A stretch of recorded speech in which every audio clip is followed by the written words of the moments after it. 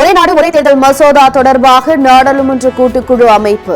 31 பேர் கொண்ட குழுவில் பிரியங்கா காந்தி, மணிஷ் திவாரி, TM செல்வ கணபதி உள்ளிட்டோர் சேர்ப்பு.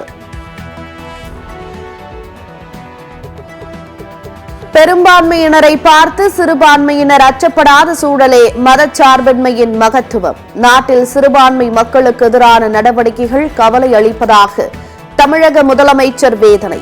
தமிழகத்தில் சிறுபான்மையினருக்கு பாதுகாப்பு அரணாக திமுக இருக்கும் என மு.க. ஸ்டாலின் உறுதி. சீன வெளியுறவு அமைச்சருடன் தேசிய பாதுகாப்பு ஆலோசகர் அஜித் தோவல் சந்திப்பு. இருதரப்பு பேச்சுவார்த்தையில் எல்லையில் அமைதி தொடர இரு நாடுகளும் ஒப்புதல்.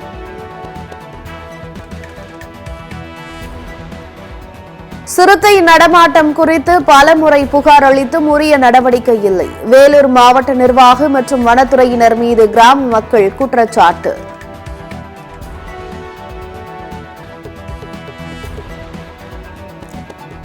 திண்டுக்கல் நிதி நிறுவன அதிபர் வீடு, அலுவலகங்களில் இரவிலும் நீடித்த சோதனை. 2வது நாளாக இன்றும் சோதனையை தொடரும் வருமான வரித்துறை அதிகாரிகள். பஹ்ரைன் சிறையிலிருந்து விடுதலை செய்யப்பட்ட 28 தமிழக மீனவர்கள் தாயகம் திரும்பினர்.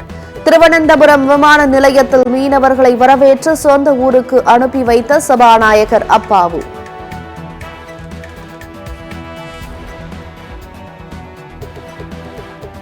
மும்பையில் பயணிகள் படகு மீது கடற்படை படகு மோதிய விபத்து.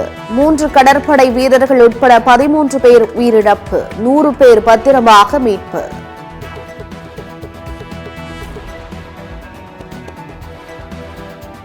மும்பை படகு விபத்தில் உயிரிழந்தவர்களுக்கு குடியரசுத் தலைவர் திரௌபதி முர்மு இரங்கல். படகு விபத்தில் இறந்தவர்களின் குடும்பங்களுக்கு பிரதமர் மோடி 2 லட்சம் ரூபாய் நிவாரணம் அறிவிப்பு.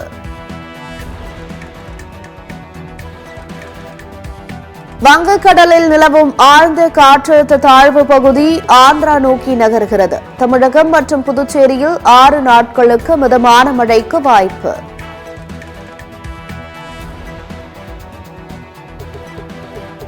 ஏழு நாட்களுக்கு பிறகு குற்றாலம் மெயின் அருவியில் குளித்து மகிழ்ந்த சுற்றுலா பயணிகள். மாவட்ட ஆட்சியர் ஆய்வுக்கு பிறகு அருவியில் சுற்றுலா பயணிகள் குளிக்க அனுமதி.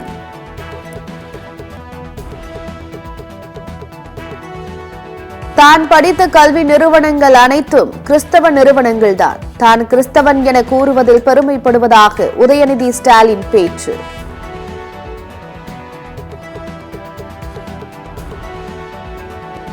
பாஜக பயங்கரவாதிகளுக்கு மட்டுமே எதிரி, இஸ்லாமியர்களுக்கு எதிரானது அல்ல என அண்ணாமலை விளக்கம்.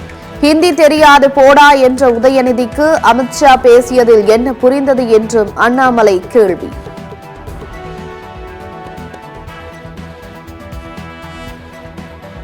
நெல்லை அருகே மருத்துவ கழிவுகள் கொட்டப்பட்ட விவகாரத்தில் மேலும் ஒரு வழக்கு பதிவு. கேரள கழிவுகள் தமிழகத்திற்குள் கொட்டப்படுவதை தடுக்க எல்லையில் 2வது நாளாக தீவிர சோதனை.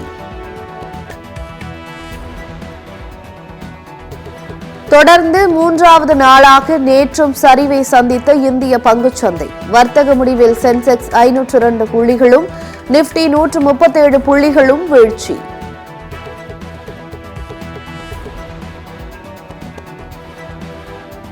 கிறிஸ்துமஸ் புத்தாண்டை முன்னிட்டு அரசு சார்பில் சிறப்பு மளிகை தொகுப்பு விற்பனை. சென்னை அமுதம் அங்காடியில் விற்பனையை தொடங்கி வைத்த அமைச்சர் சக்கரபாணி.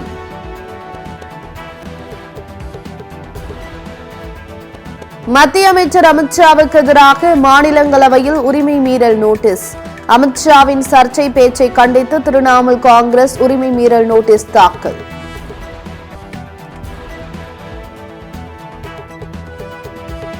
அமலாக்கத்துறையும் வங்கிகளும் தன்னிடமிருந்து 2 மடங்கிற்கும் மேலாக கடன் வசூலித்துள்ளன.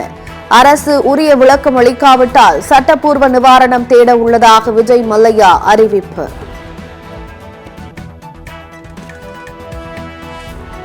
உலக செஸ் சாம்பியன் குகேஷுக்கு ஆரம்ப கட்டத்தில் அரசு எந்த உதவியும் செய்யவில்லை. அதிமுக கொள்கை பரப்பு செயலாளர் வைகை செல்வன் குற்றச்சாட்டு.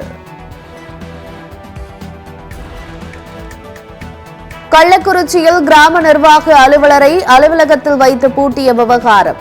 பெண் கிராம உதவியாளரை சஸ்பெண்ட் செய்து மாவட்ட நிர்வாகம் உத்தரவு.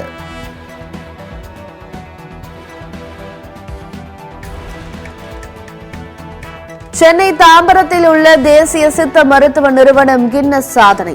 ஒரே நேரத்தில் 555 வர்ம சிகிச்சையாளர்கள் 555 பேருக்கு சிகிச்சை அளித்து அசத்தல்.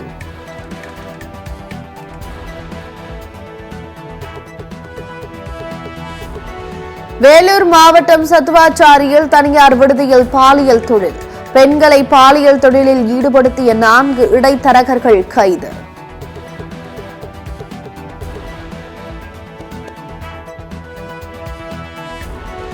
சர்வதேச விண்வெளி மையத்திலிருந்து சுனிதா வில்லியம்ஸ் பூமிக்கு திரும்புவதில் மேலும் தாமதம்.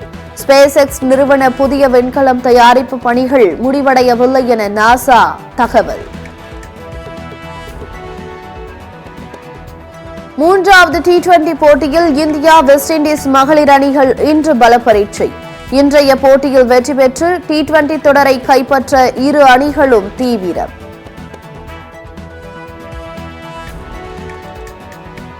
புஜாரா, ரஹானே சர்வதேச கிரிக்கெட்டிலிருந்து ஓய்வு பெற்றது போன்று பேசிய ரோஹித் சர்மா. பத்திரிகையாளர்கள் சந்திப்பில் செய்தியாளர் கேள்வியால் குழம்பிய கேப்டன் ரோஹித் சர்மா. பெங்கால் அணியை 60க்கு 29 என்ற புள்ளி கணக்கில் பந்தாடிய தமிழ் தலைவாஸ். தெலுங்கு டைட்டன்ஸுக்கு எதிரான ப்ரோ கபடி போட்டியில் பாட்னா பைரேட்ஸ் வெற்றி.